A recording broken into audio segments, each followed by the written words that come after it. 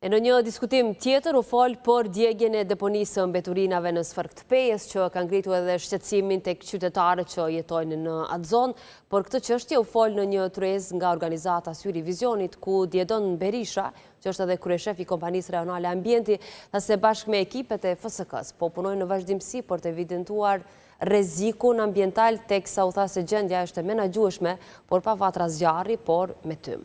Ai tha po ashtu se po punohet që të mbulohet me dhe. Dardan Velia, që është kryeshef ekzekutiv i Kompanisë për Menaxhimin e Deponive në Kosovë, shtoi se menaxhimi i deponive në nivel vendi është goxha sfidues.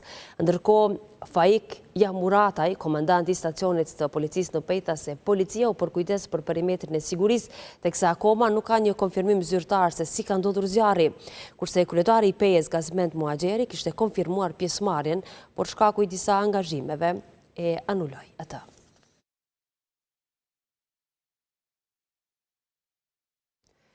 Do të zhvendosemi tani me informacione në Shqipëri. Atje sekretariati i etikës ka përjashtuar për 60 ditë nga komisionet parlamentare dhe seancat plenare deputetin Agron Shehaj. Vendimi pason incidentin e ditës së djeshme të Shehajt në zyrat e Kuvendit.